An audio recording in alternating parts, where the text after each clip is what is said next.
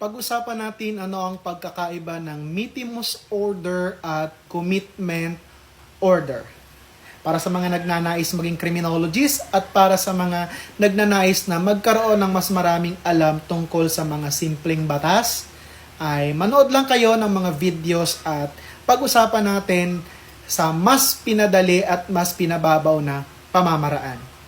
Mittimus Order at Commitment Order.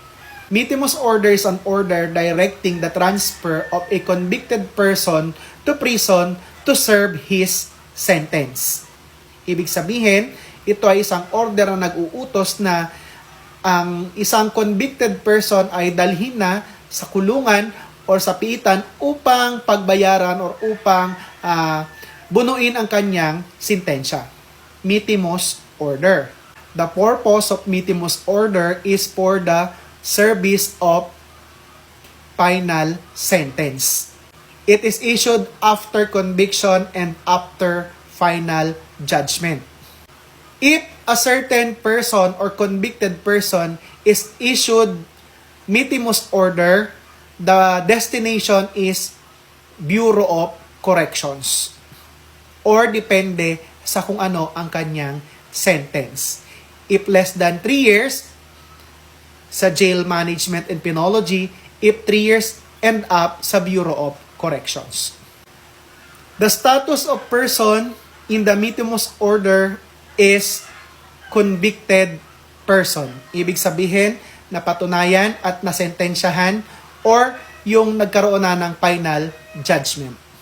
However, Commitment Order is an order directing the detention of the accused person in jail. Its purpose is for temporary detention. Ibig sabihin, hindi pa tapos ang hatol. The commitment order is issued upon the arrest of a certain person or during trial. When a certain person was issued by commitment order, the destination is BJMP or Bureau of Jail Management and Penology. And the status of a person when issued a commitment order, waiting or pending trial, accused or detained person.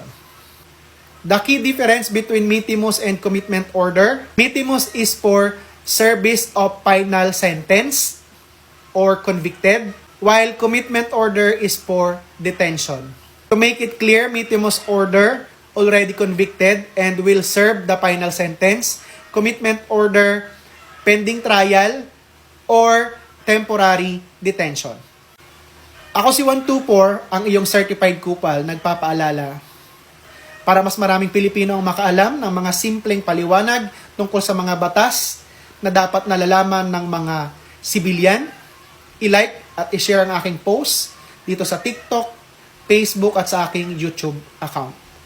Muli, nagpapaalala, huwag kang magiging kupal.